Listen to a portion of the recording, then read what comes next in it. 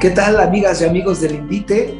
Estamos una vez más en Tierra Buena para el Día del Señor en este domingo que es el 23º domingo del tiempo ordinario. ¿Qué tal, Miguel? ¿Qué tal, Jaime? Muy bien, Victoriano. Qué gusto estar acá juntos. Y bueno, pues a este día te toca, Miguel, ¿no? Sí, me toca empezar la reflexión y Ajá. pues a darle. Pues muy ¿Quién quiere bien. leer? A ver, alguien que lea. Gracias, Jaime. Bien. Del Evangelio según San Marcos.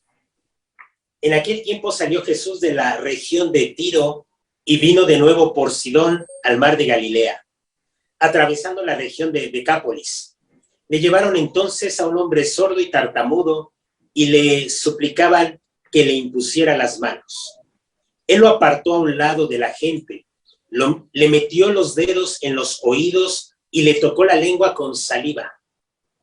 Después, mirando al cielo, suspiró y le dijo, Efetá, que quiere decir, ábrete. Al momento se le abrieron los oídos, se le soltó la traba de la lengua y empezó a hablar sin dificultad. Él les mandó que no lo dijeran a nadie, pero cuanto más se lo mandaba, ellos con más insistencia lo proclamaban. Y todos estaban asombrados y decían, qué bien lo hace todo. Hace oír a los sordos y hablar a los mudos. Muy bien, muy bien. Muchas gracias, Jaime. Primero que nada, tenemos que entender la geografía. Tiro y Sidón son parte de lo que llamamos desde de la primaria, desde la secundaria, el pueblo fenicio. Y la Decápolis estaba del otro lado del mar de Galilea. Ya hay excavaciones muy interesantes de estas 10 ciudades paganas en las que pues tenían una vista general del mar de Galilea del otro lado de Israel. Entonces, vamos a decirlo así, Jesús está en tierra pagana, en tierra de un pueblo que no es el judío, y entonces hace un símbolo, un signo. Y quiero decir también que lo primero que tenemos que hacer cuando leemos estos pasajes es olvidarnos del milagrito, ¿no? Qué bien por este tipo que hace 2000 años fue curado, ¿no? El milagrito se convierte en un signo que es un signo de salvación para todos nosotros. La intención de Jesús a la hora de curar era una intención muy clara, regresar a la funcionalidad de la gente, regresar a la funcionalidad y a la permanencia y la pertenencia a la comunidad. Por ejemplo, si sana a la hija del jefe de la sinagoga, de ese Jairo, les dice, denle de comer, y la muchacha comienza a vivir dentro de la comunidad.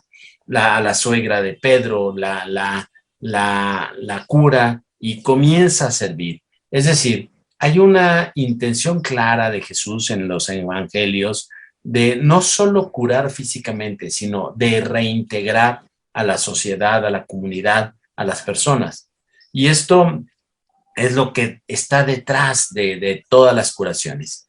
Y en concreto este sordo mudo, lo podemos entender como una persona que no puede oír y no puede hablar. Y me dirán, pues es por supuesto que es sordomudo y no puede oír ni puede hablar, sino que... Por cierto, pero hay un trasfondo aquí. El trasfondo es que no podemos comunicarnos. Antes del Evangelio es muy difícil la comunicación. Para mí fue muy difícil la comunicación antes del Evangelio. Yo no, a pesar de que oía sonidos y expresaba sonidos, que oía con mis oídos palabras y hablaba palabras, era muy difícil la comunicación, porque hay que oír lo que está detrás de los sonidos. Hay que explorar el corazón de los que nos hablan y hay que explorar el corazón de nosotros cuando hablamos. Y entonces, muchas veces hablamos palabras y palabras y palabras, decimos palabras y palabras que no llegan a expresar lo que nosotros tenemos dentro.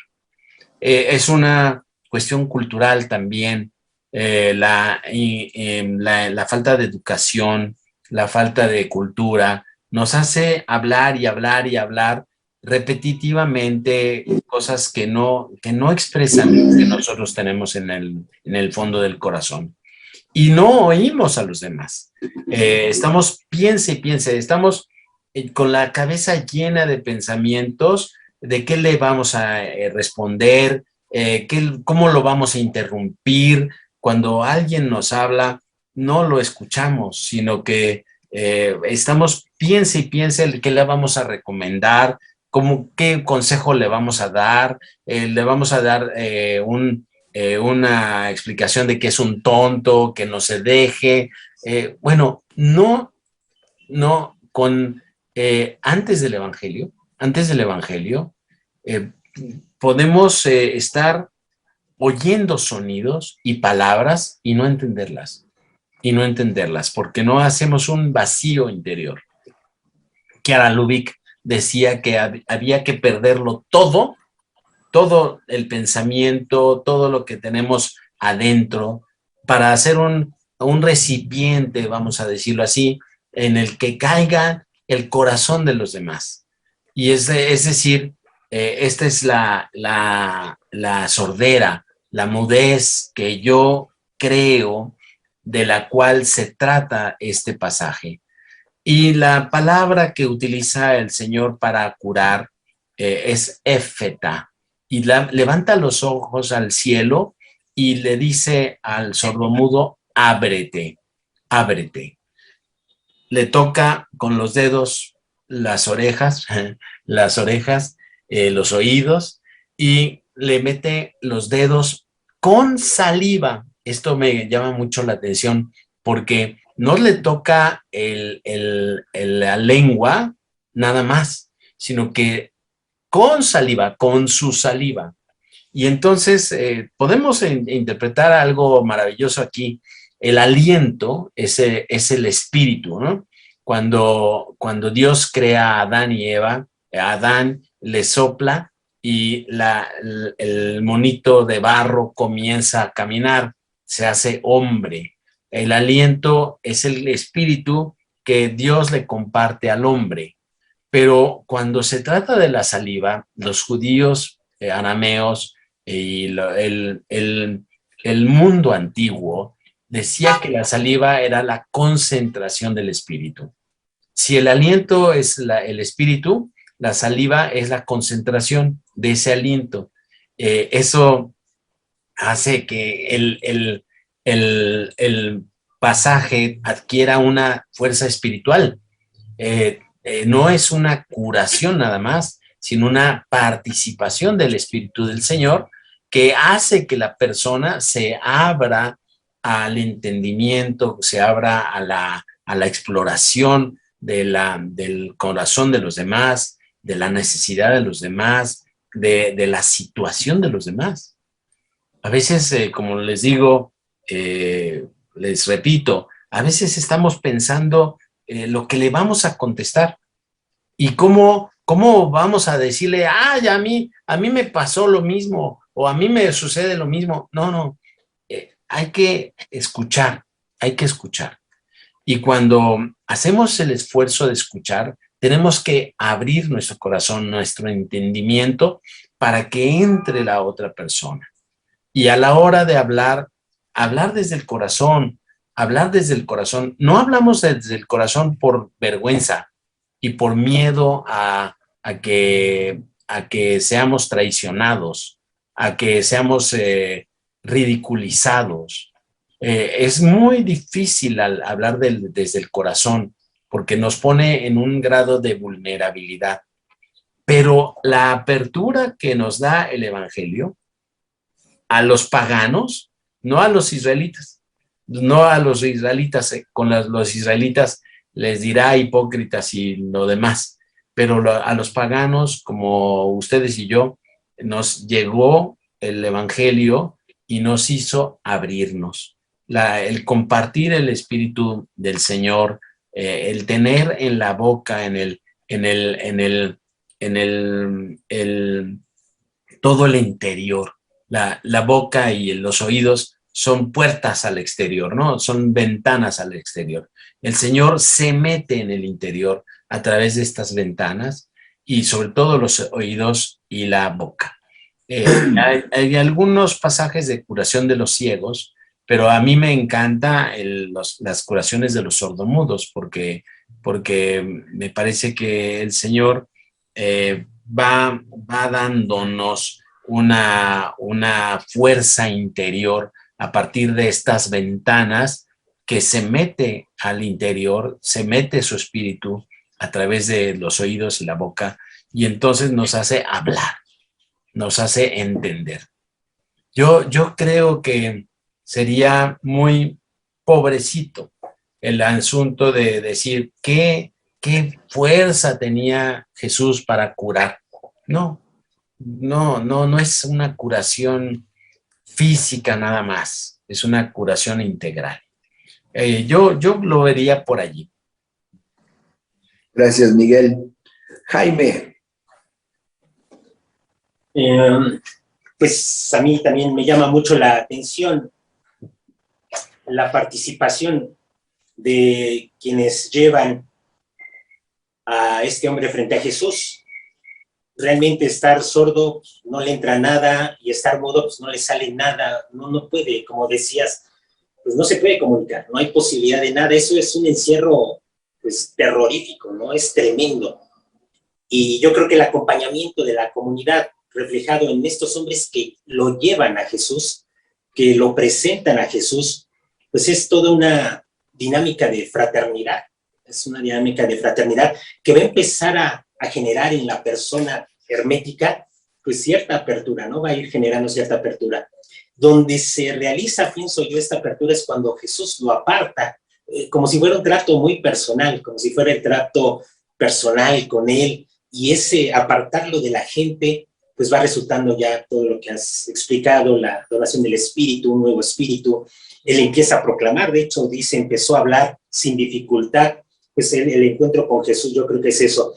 Y el papel de la comunidad, sin lugar a duda, es fundamental para que el hombre empiece medio a abrirse, para que nosotros mismos nos empecemos a abrir, porque sí realmente es el encierro, el estar tan herméticos, nada escuchamos y además nada podemos comunicar, pues ya denigra a la persona, ya la hace sin posibilidades de nada. Entonces, este acercamiento lo acercan a Jesús y Jesús lo aparta, es como esos pasos con los que Jesús va a contar para hacer su obra. Entonces,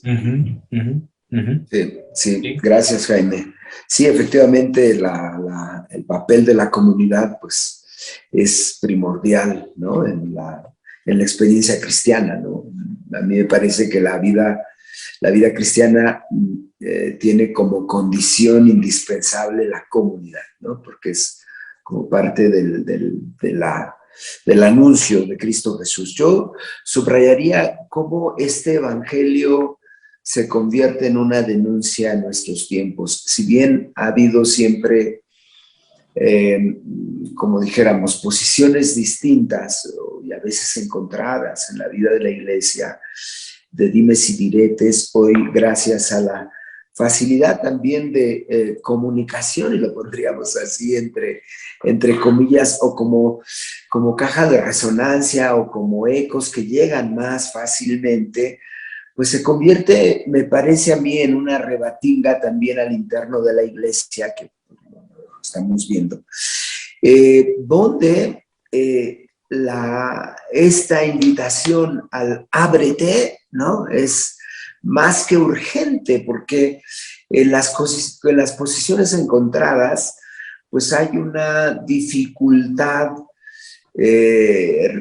pues evidente de falta de escucha y falta de comunicación. Y entonces vemos diferentes grupos, diferentes expresiones que se montan en su macho, ¿no? Y dice, pues aquí es la mera neta del planeta, aquí yo tengo razón, aquí nosotros somos los santos, los puros, y yo creo que muy, muy urgente, porque pues hay posiciones, si bien me parece que en diferentes, como decir, en diferente intensidad o en diferentes gradaciones, pues en realidad sí tenemos, pues a veces dificultad de comunicar, pero hay grupos que son extremadamente cerrados.